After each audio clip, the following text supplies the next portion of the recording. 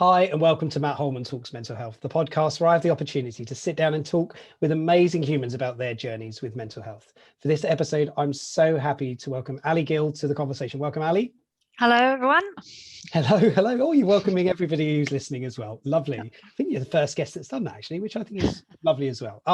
So just quickly introduction. I'll do a quick introduction as to now how we know each other or how we've been introduced. And then I'll let you do a proper introduction. You tell people who you really are and what you're doing. But Ali and I were introduced by a mutual friend, and they sort of put us together saying, you need to talk to each other. You are both doing amazing things in the mental health space, which I won't steal any of your thunder, Ali, as to what you're doing, because you'll share that. But really, it's incredible to meet up with somebody. And actually, the first person I met after all the lockdowns and restrictions were lifted for a coffee, which was just amazing to be able to actually meet somebody in person who I'm recording a podcast with. Very rarely is this happening. So it's just lovely. It's been a great conversation so far. We've really sort of engaged well. We had a great sort of session or coffee session when we were together that morning. But here we are recording a podcast. Ali, I'm going to throw it over to you. Tell everybody a little bit about yourself. Okay, so I'm Ali Gill, and I'm the Executive Director of Fluid Motion Theatre Company, which is a mental health theatre company based in Basingstoke. I'm also a mother of 3 children, and I'm a single mother by circumstances, not by choice, and that was due to my husband's poor mental health. Okay. No, brilliant. And I'll just pause you at that point, because we're going to go into this conversation. And I know obviously the story, we've talked about your story already, but let's go into this conversation. So your journey with mental health, you start where you want to start with it. You tell us a story. I'll throw it over to you. Okay, so I suppose my journey with mental health, you could argue, started right back when I was 11 years old and my mother died of cancer. Right. And I found that obviously incredibly difficult, as any young person would. And so my coping mechanisms at the time was to throw myself into drama, which I discovered at school. I used to spend hours in the drama or the art department, avoiding as many lessons as I could by, just enjoying the spaces. I just loved the environments of both of those spaces. And drama massively helped me through the feelings I was experiencing with my mother. I then went on into amateur theatre and spent many years as a performer in a theatre company then. And eventually, after several years with my family upheavals, I was brought back into drama because I did have a little gap when I got married and had children, etc. And I had a gap from it. And then circumstances sort of brought me back into drama. Okay. And continue with the story, your journey with that mental health. So where you've come to and how you've got here and why you do what you do. Okay, so what happened was in August 17 years ago, my husband at the time, he was struggling massively with his mental health, and he was a pharmacist. So his way of dealing with his mental health was to pretend that there wasn't a problem. And along the way, he would drink a little bit too excessively, and he would say to me in those moments, one day I will try and take my own life.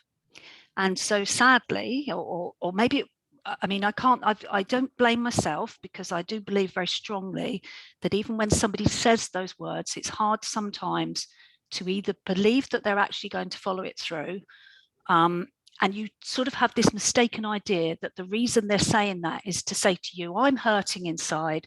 This is the only way I know how to deal with it. And you go, that's fine, because they're talking to me. I'm helping them by listening. And so everything's okay. There's a problem here, but it's okay. Yeah. And sadly, it wasn't okay. And to this day, we'll never know the actual outcome of what happened that night. But needless to say, my husband did take an overdose.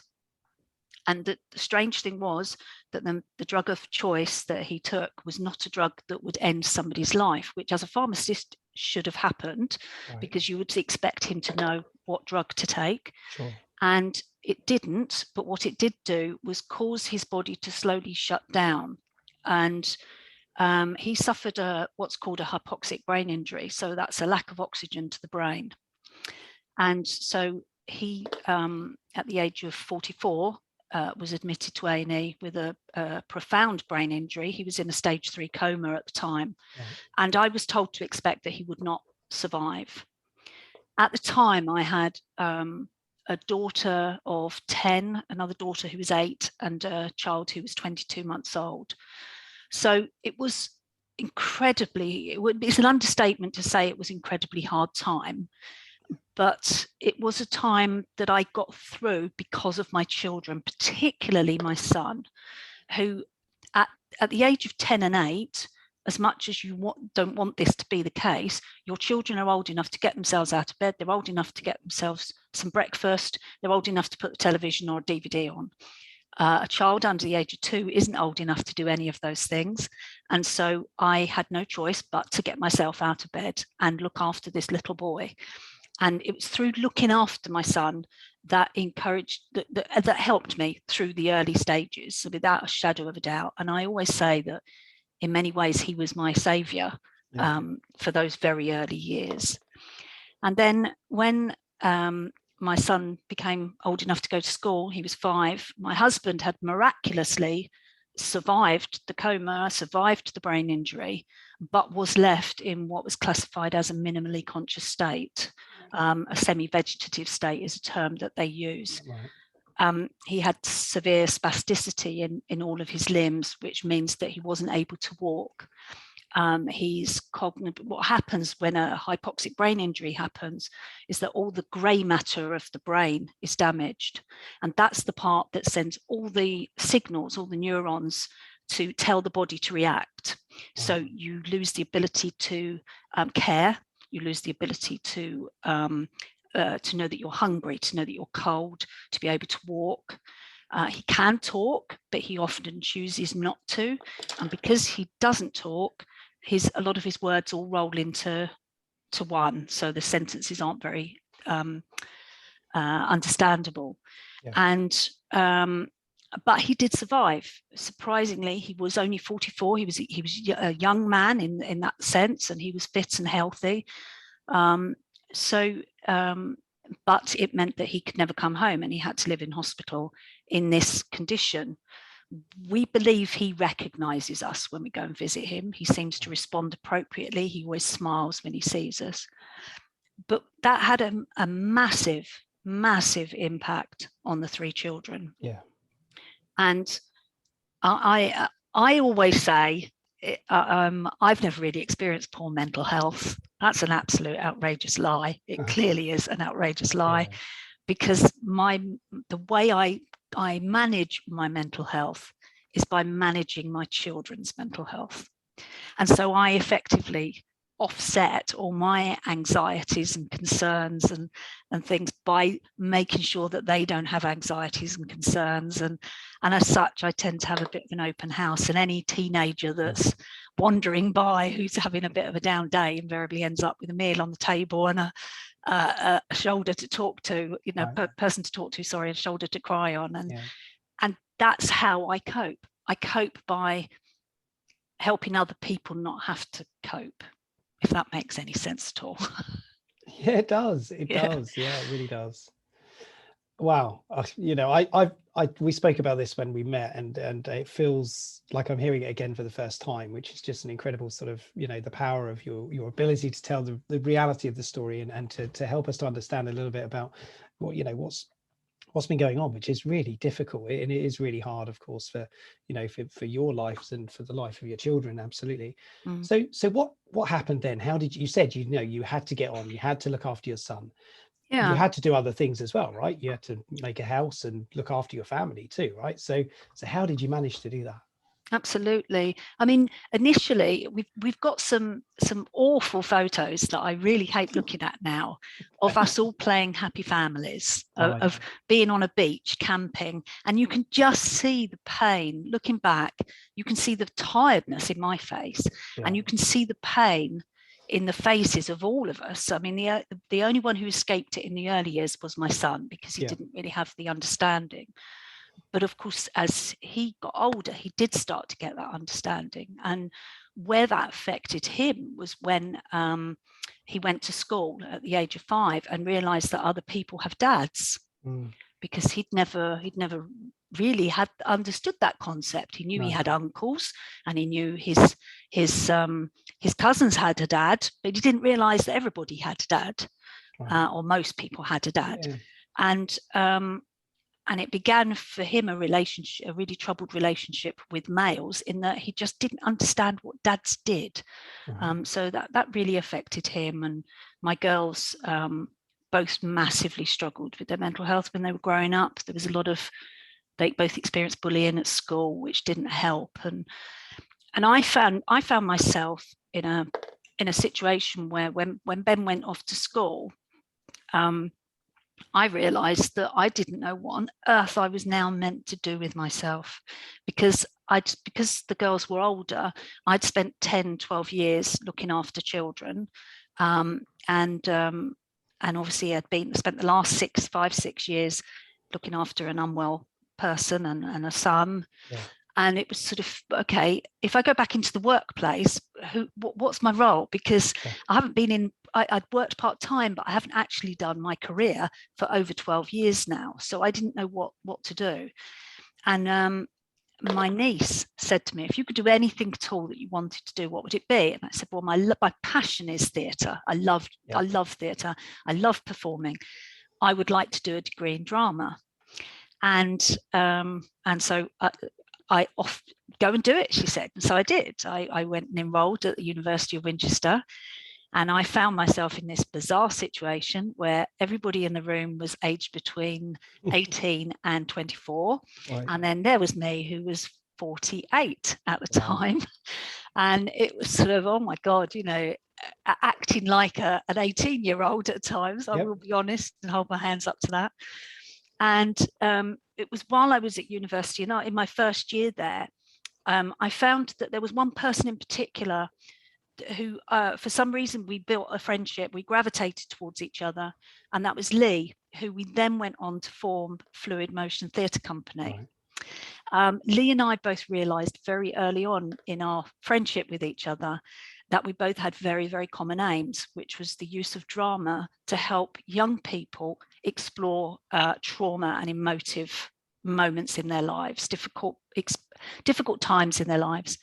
And Lee's mother was an alcoholic. She's now a recovering alcoholic, but she was drinking very heavily when Lee was at university.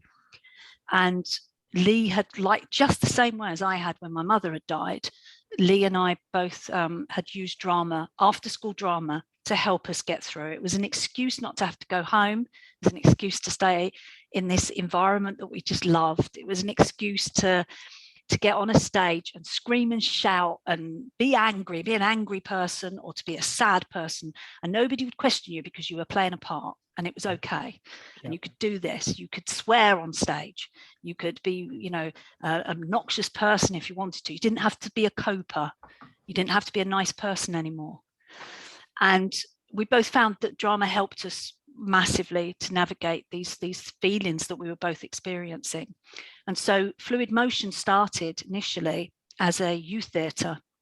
And it was, the intention behind it was that we wanted any young person of any age to be able to access theatre without the barriers of cost, because Lee obviously didn't have any money when he was going through his adolescence, so he couldn't afford to pay in drama lessons.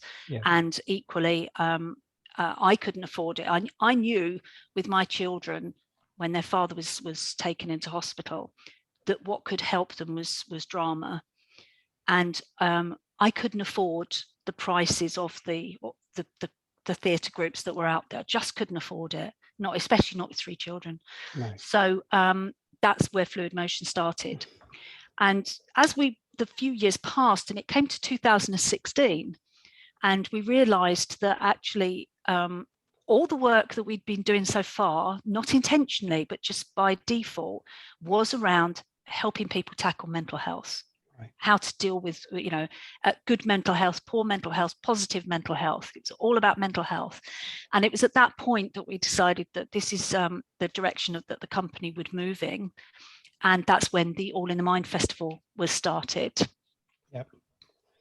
Brilliant. Well, this is an incredible journey, honestly. I'm loving this ride, and all in the mind is where we're going to for the next piece, of course, which you've just set up so beautifully. But I do just want to just reflect on what you've just said and what you've just talked about as Yeah. well, and just say thank you for sharing all of this. This is such important sort of stories in terms of, you know, showing people that through these challenging times, these moments, and there are many of them in our lives, of course, you can do something positive with that as well. And I think this moment where you met Lee, fate brought you together, I'm assuming, right? It was meant to happen that way. And now you've got this vehicle, Fluid Motion Theatre Company. I'll drop all the links for everybody that's listening so you can check it out, please do. And now you've got a festival, and this festival is all about mental health and acting, drama, theatre, and everything else. Tell us all about it. I'm really intrigued. Okay, so the All in the Mind Festival is a celebration of all the arts that are out there that people are making around mental health. We tend to find, I mean, it's open to anyone to apply, but we tend to find that the majority of people that are making work around mental health have either experienced poor mental health themselves, or have a close family member or a friend who has experienced poor mental health. And we see some astonishing pieces of work that, and the bit that I love most about it, and I use the word celebration, is because these people aren't making sad pieces of theatre about mental health. They're making pieces about recovery from bad episodes, about managing mental health, about strategies for helping them cope with mental health.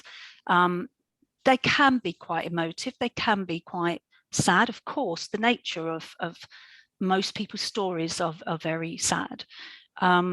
But they are embracing it and turning it into something positive.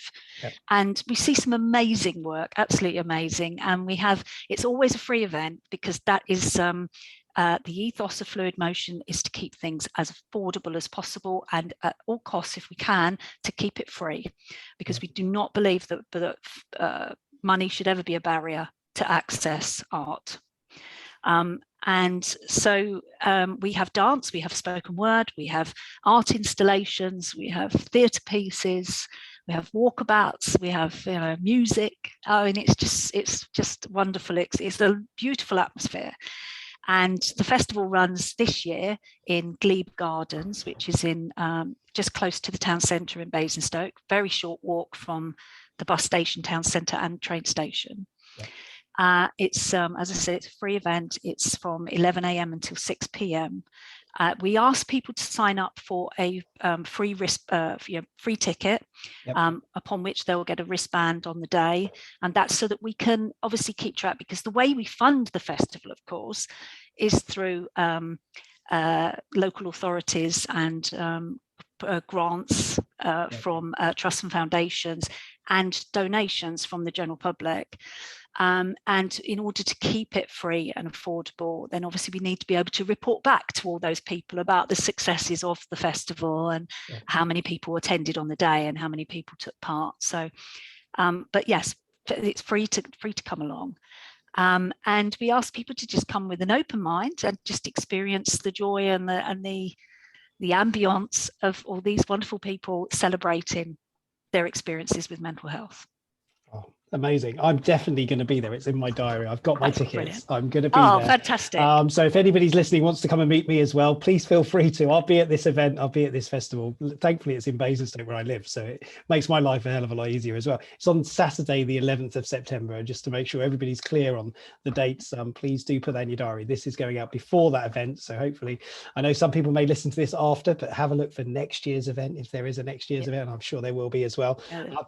But there's a lovely promo video actually that I saw, which was some of the people talking about the event itself, which I think was just incredible. I was having a good look at that and watched that a couple of times now, and I think there's some of those art moments where, or those movements where you're covering a very difficult subject. There was a piece on there about dementia, about how the piece covered dementia, but it was in a way that was accessible for young people to understand, how to understand what's going on for their family members. Any standout pieces for you from the events that you've hosted? Well, I have to talk about the pieces we've created this year, because we're super proud of these.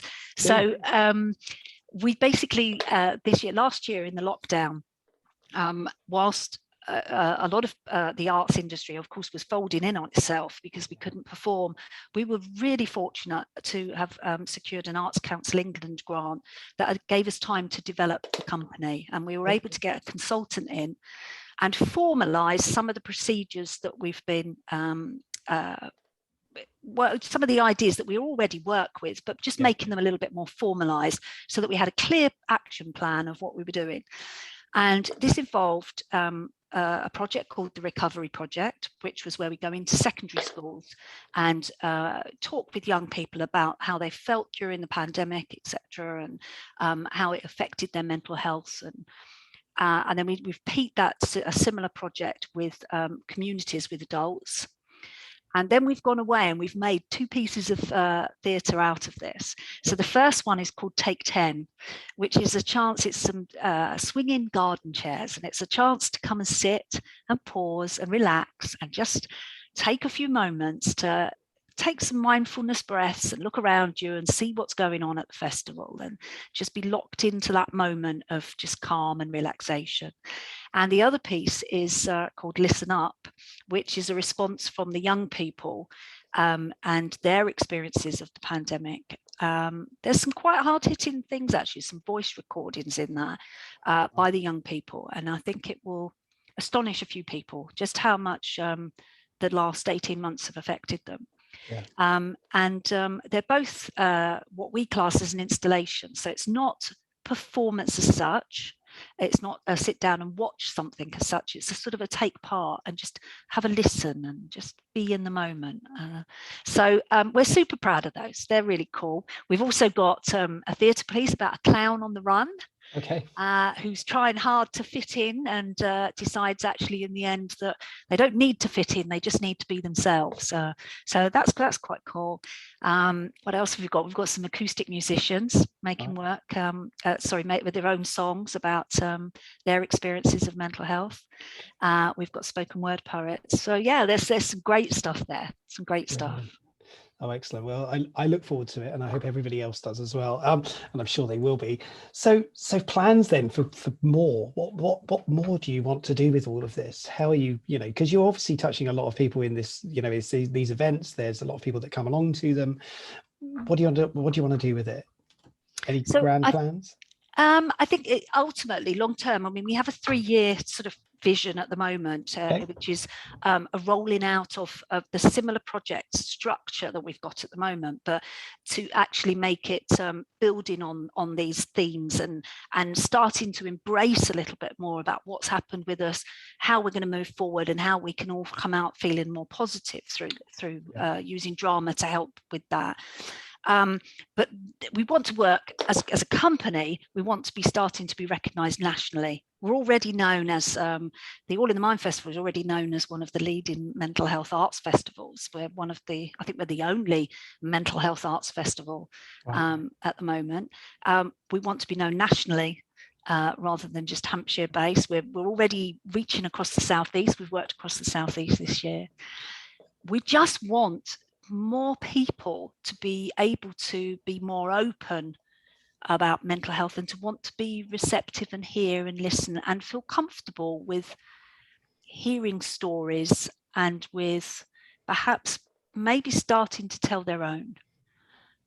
Because I think the only way that we will ever make, I don't like using the word normalize, because what's normal? What is normal? It's a horrible word, really. Yeah, but I don't want to be normal. Normal sounds boring, doesn't it? It does. And but we want people to know that it's okay to talk about this. Yeah. And it's through talking. I think you said to me, and it's becoming my mantra now. I've mentioned it to a few people, that just by me talking to you and you talking to me, we are in a sense counselling ourselves. Mm-hmm. Yeah. Because that's my coping. It's by, as I said before, it's by helping others, but it's also by talking to my family, talking to my friends. Because if I didn't talk about everything that's in here, I would literally explode. There's no doubt about that. And it's that talking just helps. You don't need answers. It just lifts. Every time a little bit more comes out, it gets a little bit lighter. and I just would like other people to feel that and experience that.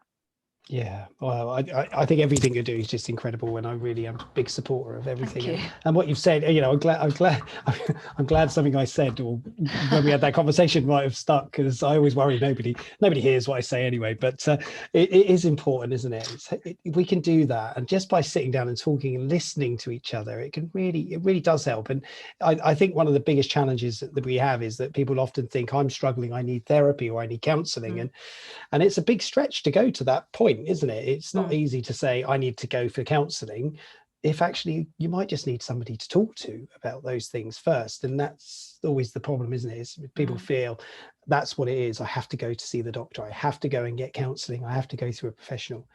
Sometimes, you know what, just sitting down, having a cuppa. I love the idea of Take 10. I'm definitely going to go and check that thing out, because, you know, that event out at the festival, because I think it's so true. You know, there's so many different things, simple stuff as well, and it doesn't have to be, you know, earth shattering, and you know, 10 minutes is nothing in our lifetime.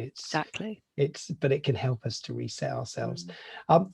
We're coming towards the end of this recording, and it's just flying by, and I'm loving this thought, these conversations. But I want to just pass over to you just for sort of a couple of minutes, few minutes, just to sort of give any final thoughts that you might want to share, because from your journey, you've been through a lot, and you still do go through, you know, there's a lot of challenges that lie ahead, of course, in your family, in your community, and the work you're doing.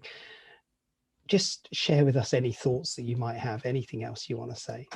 I don't want to end on a down note, but I think for me, I think what's important is that people realize there's no shame in saying I'm struggling today. And I think that is something I'm so bad at doing. I really am bad at doing that.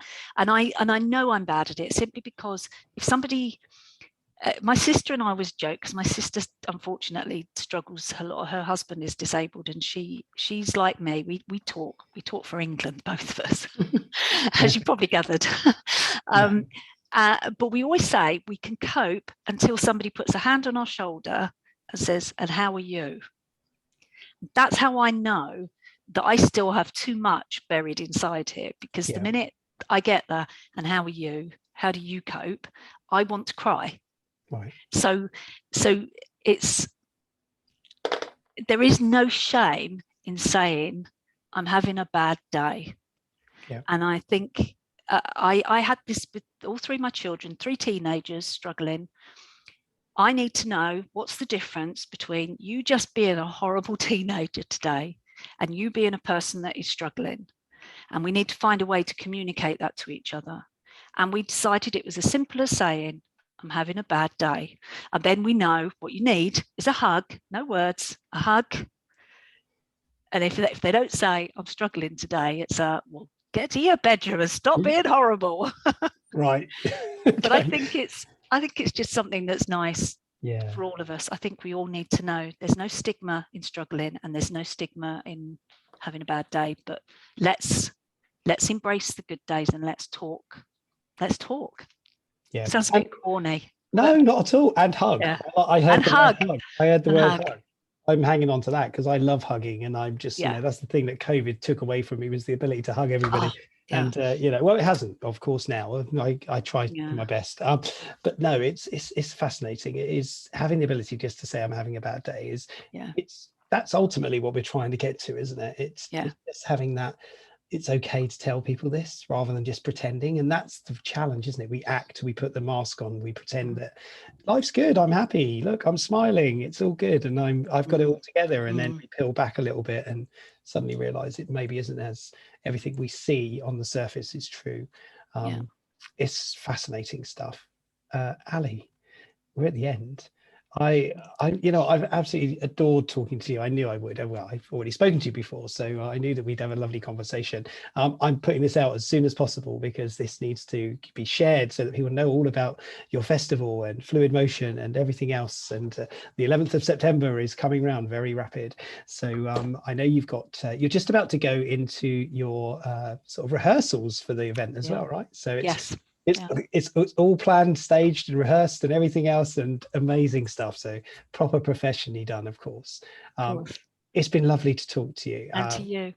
If anybody is struggling, if you are listening, if you are worried about anything, of course, make sure you don't hold that alone. Make sure you reach out. If you want to ask any questions of Ali, I'm sure you're more than happy to take anybody's questions.